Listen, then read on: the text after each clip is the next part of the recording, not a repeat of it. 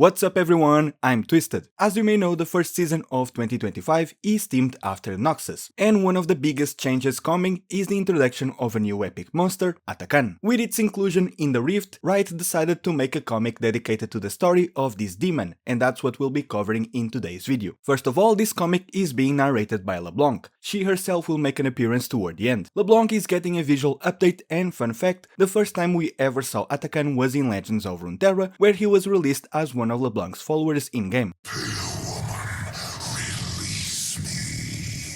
Our story begins in a distant past with the warrior Katash Lee, who was a renowned general in a great army, the army of a lord to whom he was very loyal. And who was this lord? None other than Sahn-Uzal, the man that would later be known as Mordekaiser. So, a couple of things to mention here. First, since Sahn-Uzal is still alive, we can say for sure that this is taking place more than 1,400 years before the modern day. Second, this is our first official look at what Sahn-Uzal used to look like. You might remember the concepts from Legends of Runeterra, but those are just that, concepts. This, however, is an actual canon comic, so this is what he officially used to look like. Third, we even get a title for him, the Unconquered King, which is very fitting because conquering everything and never losing was his whole deal back then. And then we get this part saying violence attracts violence, as Atakhan approaches Sahn-Uzal's settlement. This is hinting at Atakhan being a demon of violence. In case you didn't know, demons in Runeterra feed on negative thoughts and feelings. The more specific the feeling, the weaker they are, the more general the stronger. So it's safe to say that a demon that feeds on violence would be pretty strong. Here we also have these lines saying that Sahn-Uzal has no friends,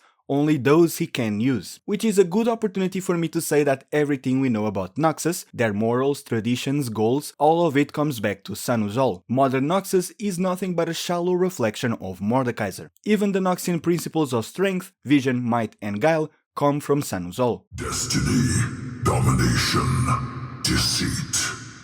Here he is playing cards and smiling. Anyway, the demon attacks Sahn-Uzal and Katash Lee tries to take it down. Unfortunately for him, he was a mortal trying to defeat a demon and he proved to be no match for Atakhan. Sahn-Uzal, however, managed to incapacitate the demon. This is also a mortal man, by the way. Mordekaiser was metal even before he became metal. Here we can also see that his weapon of choice was already a huge mace. Using arcane scrolls seized from his conquests, he ordered a ritual to be made to both Katash Lee and Atakhan. We can see this red magic being used on the former's helmet. Something interesting here is how the color of the magic matches the color of the powers used by LeBlanc in Arcane and in her new update in League. That's because one of these women could be LeBlanc, as we'll see, or at least because the magic they use will also be used by her during Mordekaiser's second reign. And what these people are doing is merging the man and the demon. Not a concept we haven't seen before, Yone comes to mind for example. And so Katash Lee was reborn, now half man, half demon. Isn't it crazy that exploiting someone even after they died was already a thing in Noxus before it became Noxus? I told you that everything in that region goes back to Mordekaiser, and that's especially true for the bad things. Anyway, the new Katash Lee / Atakhan hybrid seems to be fighting people riding dinosaurs? It's kinda hard to tell, but Noxus is no stranger to large lizards. In the background, we can see Sahn-Uzal now in full armor, so this is likely taking place a couple years after Atakhan's attack. This is not the Iron Revenant yet, but we know that Mordekaiser's armor was forged in the likeness of his old one. That old one probably being this one right here. And we get a better look at it in the next page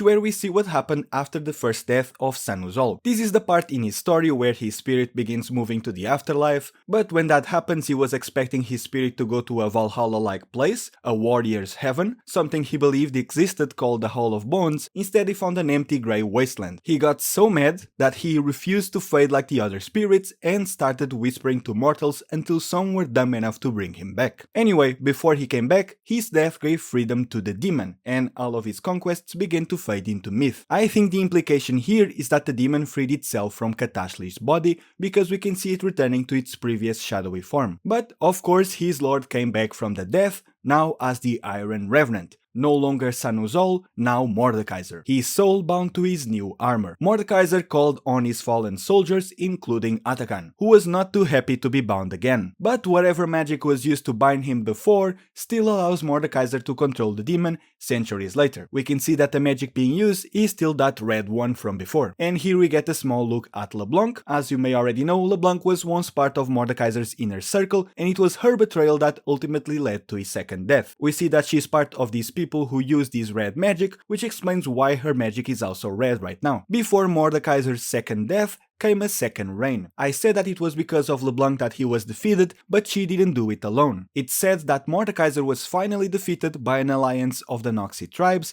aided by LeBlanc and her cabal, the Noxus tribes being the ancestors of the modern Noxians. And here next to LeBlanc we can spot Vladimir. Vladimir being one of, if not the first member to join LeBlanc in the cabal that would eventually become the Black Rose. That cabal severed the anchors of Mordekaiser's soul from his armor and sealed the iron shell in the Well of Souls under the Immortal Bastion. I think that's what we're seeing here, their magic separating soul from armor with the Noxus tribes in the back. The last panels show LeBlanc approaching Katashli's helmet once again. I'm not sure if behind her is Vladimir, but that could be the case. Regardless, she summons Atakhan once more. She was part of the sorceress that brought him back when Mordekaiser returned, and maybe even part of the ones who bound him to a man all those centuries ago, though there's no really way to know that for sure. Either way, it's not surprising that she can summon him again. Fun fact, the helmet on the ground with the flowers is also what we see in game before he spawns. Speaking of the game, in this panel we can see LeBlanc's new look. And that's it, that's Atakhan's story. We don't really know where the demon came from, but I don't think that really matters. What matters is that it has a hell of a story. Mordekaiser absolutely ruined this demon's life forever. In another story, we learn that Mordekaiser used to have two beasts, one of fire and another of shadow. We know that the fire beast is Tibulk, or as Annie calls it, Tibers.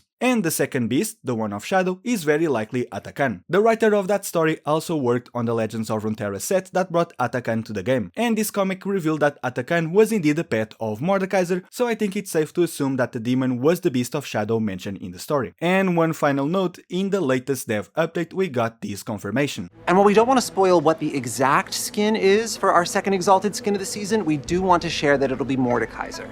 For now, we'll leave you just with a little hint.